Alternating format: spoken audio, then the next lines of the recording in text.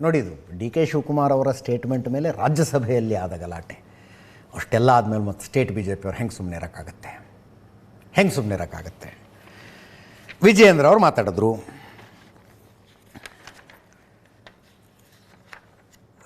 ಚಲವಾದಿ ನಾರಾಯಣ ಸ್ವಾಮಿ ಅವರು ಮಾತಾಡಿದ್ರು, ಸುನೀಲ್ ಕುಮಾರ್ ಮಾತಾಡಿದ್ರು. ವಿಜಯೇಂದ್ರ ಅವ್ರು ಹೇಳೋದು ಅತಿ ಹೆಚ್ಚು ಸಲ ಸಂವಿಧಾನ ಬದಲಾವಣೆ ಮಾಡಿದ್ದು ಕಾಂಗ್ರೆಸ್ಸು. ಆ ವಿಷಯಕ್ಕೆ ಬರ್ತೀನಿ ನನಗೆ. ಬದಲಾವಣೆ ಅನ್ನೋದು ಇಷ್ಟು ದೊಡ್ಡ ವಿವಾದ ಯಾಕಾಗತ್ತೆ ಅಂತ. DCM ಡಿ ಕೆ ಶಿವಕುಮಾರರ ಹೇಳಿಕೆಯಿಂದ ಇವರ ಬಂಡವಾಳ ಬಯಲಾಗಿದೆ ಅಂತ ಚಲವಾದಿ ನಾರಾಯಣ ಸ್ವಾಮಿ ಅವರು ಹೇಳ್ತಾರೆ. ನಮ್ಮ ಕಡೆ ಅಂದರೆ ಬಿ ಜೆ ಪಿಲಿ ಸಂವಿಧಾನ ಬದಲಾಯಿಸ್ತೀವಿ ಅಂದವ್ರಿಗೆ ಟಿಕೆಟೇ ಕೊಟ್ಟಿಲ್ಲ ನಾವು. ನೀವು ಡಿ ಕೆ ಶಿವಕುಮಾರ್ ಮೇಲೆ ಏನು ಆ್ಯಕ್ಷನ್ ತಗೊಳ್ತೀರಿ ಅಂತ. ಹಿಂದೆ ನಮ್ಮವರು ಸಂವಿಧಾನ ಬದಲಾವಣೆ ಅಂದಾಗ ಸಂವಿಧಾನ ಬದಲಾಯಿಸಿದ್ರೆ ರಕ್ತಪಾತ ಆಗುತ್ತೆ ಅಂದಿದ್ರಿ ಸಿದ್ದರಾಮಯ್ಯನವರೇ, ಈಗೇನು ಹೇಳ್ತೀರಿ ಅಂತ ಸುನೀಲ್ ಕುಮಾರ್ ಕೇಳ್ತಾ ಇದ್ದಾರೆ. ಕೇಳಿಸ್ಕೊಳ್ಳಿ. ಸಂವಿಧಾನಕ್ಕೆ ಅತಿ ಹೆಚ್ಚು ಬದಲಾವಣೆ ಮಾಡಿರ್ತಕ್ಕಂಥ ಅಪಕೀರ್ತಿ ಯಾರಿಗೆ ಸಲ್ತದೆ ಅಂತ ಹೇಳಿದ್ರೆ ಈ ದೇಶನ ಆಳಿರ್ತಕ್ಕಂಥ ಕಾಂಗ್ರೆಸ್ ಪಕ್ಷದವ್ರಿಗೆ ಸಲ್ತದೆ ಅನ್ನೋ ಮಾತನ್ನು ಹೇಳಿದ್ವಿ. ಉಪಮುಖ್ಯಮಂತ್ರಿಗಳು ಡಿ ಕೆ ಶಿವಕುಮಾರ್ ಅವರ ಹೇಳಿಕೆಯಿಂದ ಇವರ ಬಂಡವಾಳ ಬಯಲಾಗಿದೆ.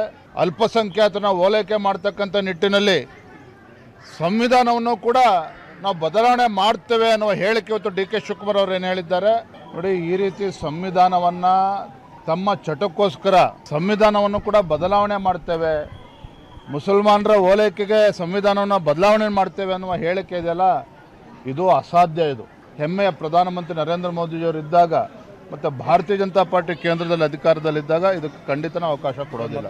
ಮುಸಲ್ಮಾನರನ್ನ ದಾರಿ ತಪ್ಪಿಸಿ ನಾವು ಕೊಟ್ಟಂಗೆ ಮಾಡಬೇಕು, ಅದು ಅವ್ರಿಗೆ ದಕ್ಕಬಾರ್ದು. ಆದರೆ ವೋಟ್ ಬ್ಯಾಂಕು ಇಂಟ್ಯಾಕ್ಟ್ ಆಗಿ ನಮ್ಮ ಜೊತೆಯಲ್ಲಿರಬೇಕು ಅನ್ನೋ ಉದ್ದೇಶನ. ನಮ್ಮಲ್ಲಿ ಯಾರಾದರೂ ಸಂವಿಧಾನ ಬದಲಾವಣೆ ಮಾಡ್ತೀವಿ ಅಂದವ್ರಿಗೆ ನಾವು ಟಿಕೆಟೇ ಕೊಟ್ಟಿಲ್ಲ. ಇವತ್ತು ಕ್ರಮ ಜರುಗಿಸ್ತದ ಅವ್ರ ಮೇಲೆ ಸಂವಿಧಾನ ಬದಲಾವಣೆ ಮಾಡ್ತೀವಿ ಅಂತೇಳಿ ಡಿ ಕೆ ಶಿವಕುಮಾರ್ ಹೇಳಿದಾರಲ್ಲ, ಈಗ ಅವ್ರ ರಾಜೀನಾಮೆ ಕೇಳ್ತೀರಾ? ಮುಸಲ್ಮಾನರಿಗೆ ಮೀಸಲಾತಿಯನ್ನು ಕೊಡಲಿಕ್ಕೋಸ್ಕರ ನಾವು ಸಂವಿಧಾನವನ್ನೇ ಬದಲಾಯಿಸ್ತೇವೆ ಅನ್ನುವಷ್ಟರ ಮಟ್ಟಿಗೆ ಇವತ್ತು ಉಪಮುಖ್ಯಮಂತ್ರಿಗಳು ಮಾತಾಡಿರುವಂಥ ಅತ್ಯಂತ ದುರದೃಷ್ಟಕರವಾದಂಥ ಸಂಗತಿ. ಈ ಹಿಂದೆ ಸಿದ್ದರಾಮಯ್ಯನವರು ಸಂವಿಧಾನ ಬದಲಾಯಿಸಿದರೆ ರಕ್ತಪಾತ ಆಗುತ್ತೆ ಎನ್ನುವಂಥ ಸಂಗತಿಗಳನ್ನು ಹೇಳಿದರು.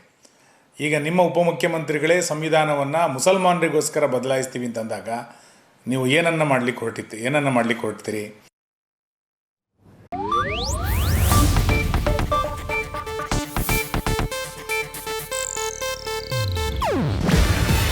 ಇದು ಏಷ್ಯಾನೆಟ್ ನ್ಯೂಸ್ ನೆಟ್ವರ್ಕ್ ಪ್ರಸ್ತುತಿ.